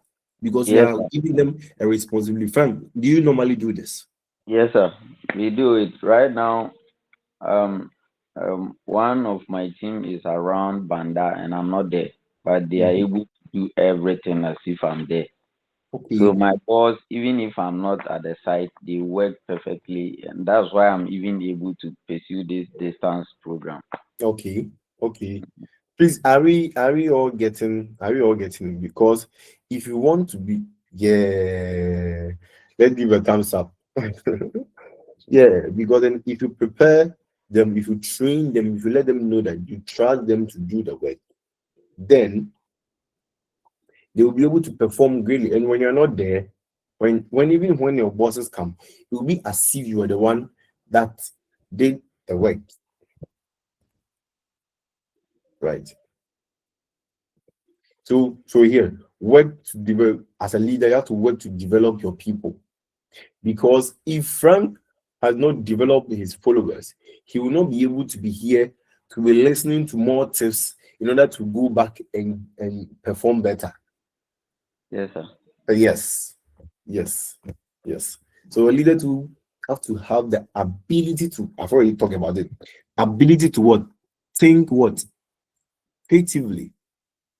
So the innovative leader depends on what? A great extent of what? Their willingness and what? Competence to think creatively. So in situations, when situations come in, what do we have to do? What is your input? So Frank, can you give me a practical example of a situation you found yourself in that you thought about something that was created that solved a problem? Um, um, um, Okay, don't worry. Do you guys have another class yeah, we have another class. right after this one? Yes, sir. All right. So But that the is 9:30. okay, okay. So please, is there anything that you want us to explain more on? So there are okay, Abigail. Is it Abigail? Somebody raised their hands. Hello. Maybe it wasn't intentional. Oh, okay. So we have other practical qualities of a leader. I've already spoken about it.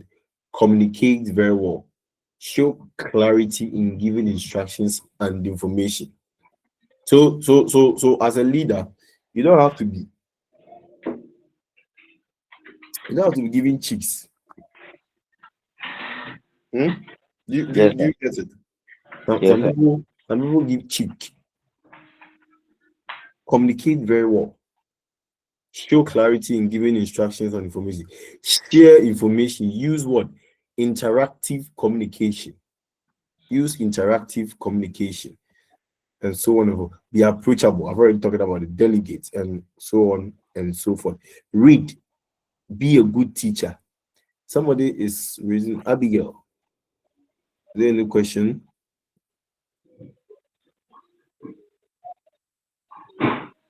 All right. So at the end of the day, now, yes, Frank. Yes, sir. My question is, uh, um,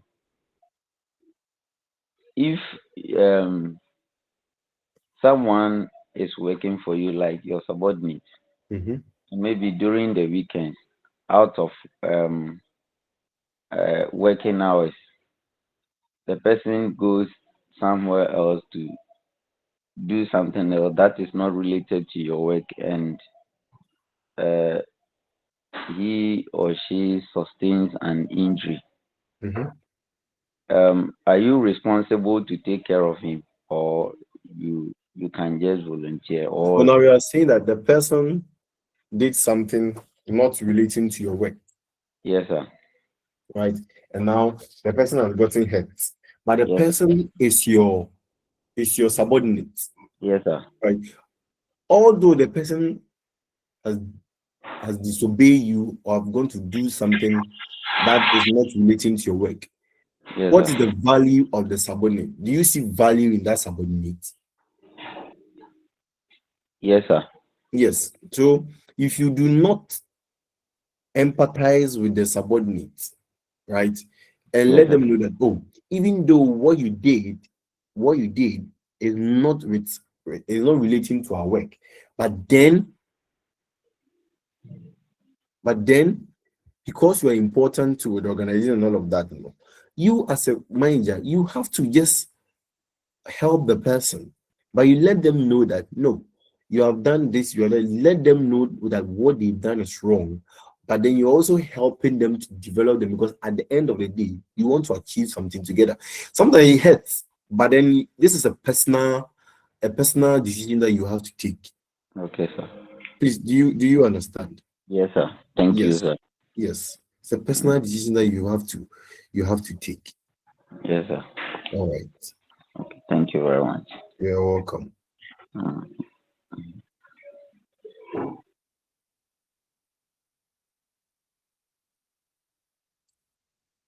What else? Do anybody have any question?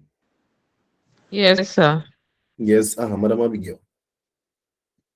Sir, please, as a leader, how do you balance being approachable and avoiding people walking on you? Like, how do you make sure you establish a cordial relationship between you and your workers, but you are strict at the same time? How do you balance the two? Yes. How do you balance the two? How do you make sure you are approachable? And Frank, yes, do you have anything, Frank? Yes, I have a contribution. Yes. You make sure your people are you make sure you are approachable. You have a very good cordial relationship with them, Mhm. but also don't forget to set standards. And When rules and someone regulation. misbehaves, you punish Yes. them. Yes. Not any severe punishment, but you set some example Mhm. that will serve as a caution or warning to them that when they misbehave, you will not forgive them. Yes. So, Yeah. so Abigail. Yes, sir. So normally you tend to that when you have this type of approachability behavior, right? Your followers Okay. know that you are approachable, but then if they misbehave, you're also able to stand on your feet and give them the necessary punishment that they deserve. But after that, you do not let that thing spoil the relationship. You still connect back to them. Okay. Do you understand? So look here, Yes, being sir. approachable here and there, when your followers feel heard and leaders are approachable, leaders become better and informed. So be receptive, be concerned. Approachability in there. For example, normally you have somebody telling you that, oh, my kid is not feeling well. Or maybe the person didn't tell you, but then you heard it from a colleague of his. Then you go to the person, oh, Abigail, I heard they said your daughter, it wasn't feeling. How is she? How is it going? Is everything okay? You see that kind of concern that you show for your people. You let them know that you are there for them and that they can come to you whenever that they have any issue.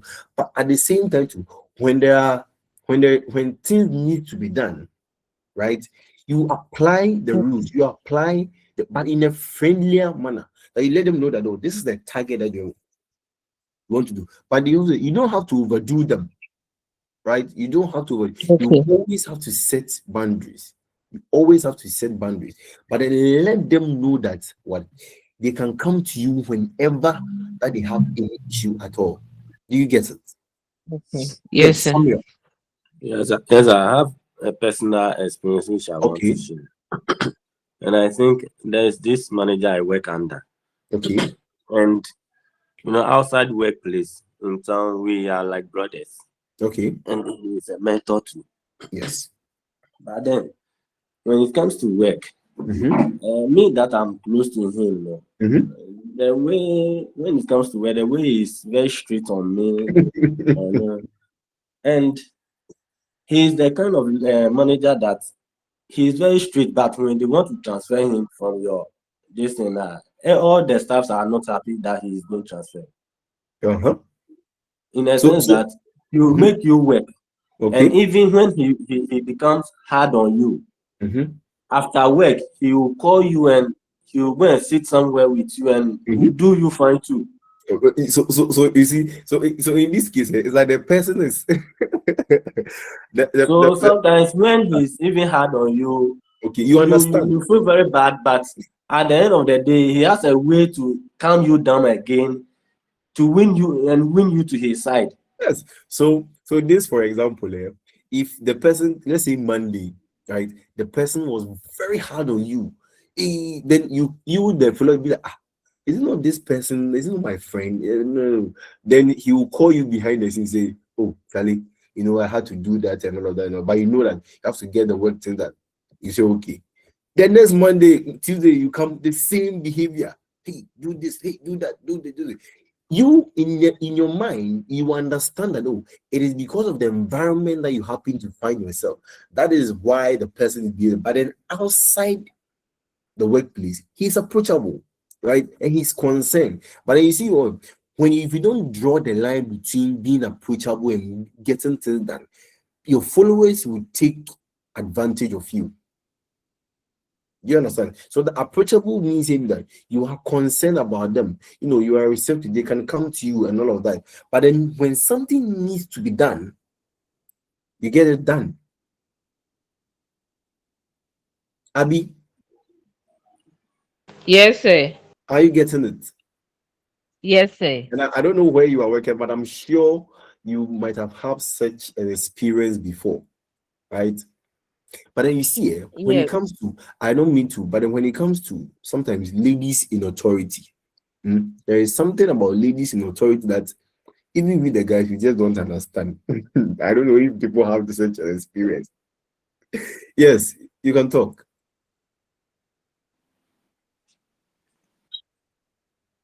So please, from what Sabi said, Yes. some of the followers, when you do that to them, they will be like, oh dear, they will resent themselves. They will be like, oh dear, man, I said they won't name that. Yeah.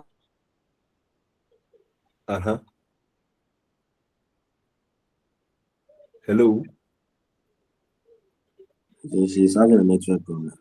Yeah, but like I'm trying to say, you have to draw the line and let them know that no, this is what needs So to they be will done. try to avoid you Mhm.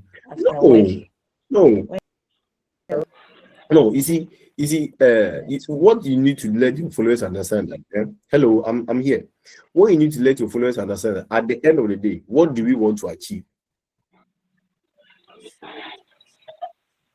What do you want to achieve, and how do you want to achieve it? But your leaders will show concern.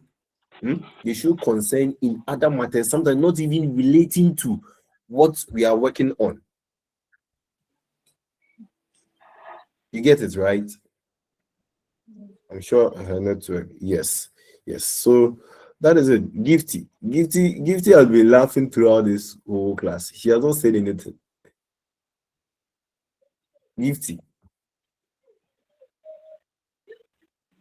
Hello, sir. Yes, you are laughing. Say something.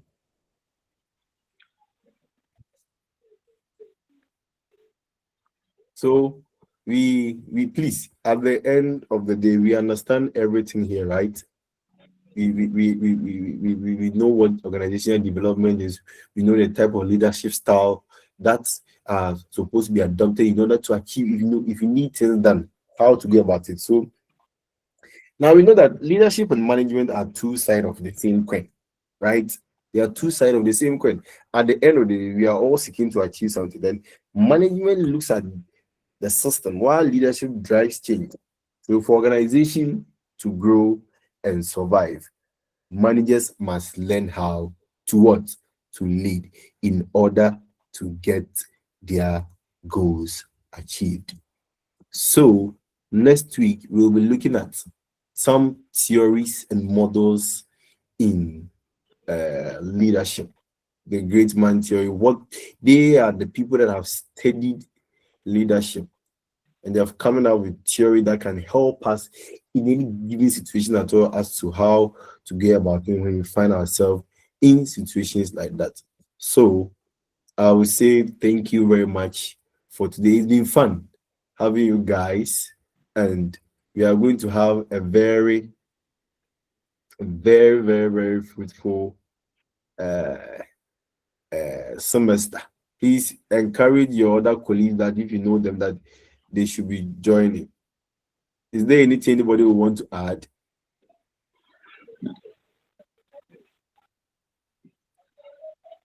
Can we put on our videos or we cannot? Maxwell, yes, say something.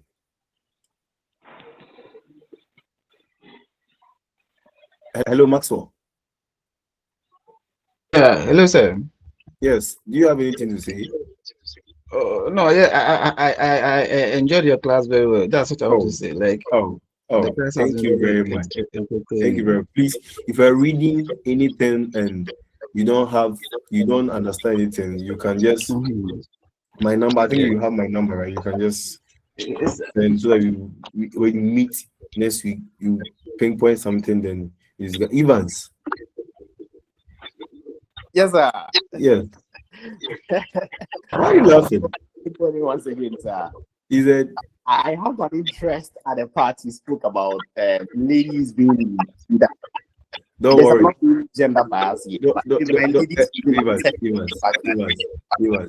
Evans, don't worry. We'll talk about this. We'll talk about this. I know. You know our ladies. Can you put on our videos and say hi? So this is me. Hello.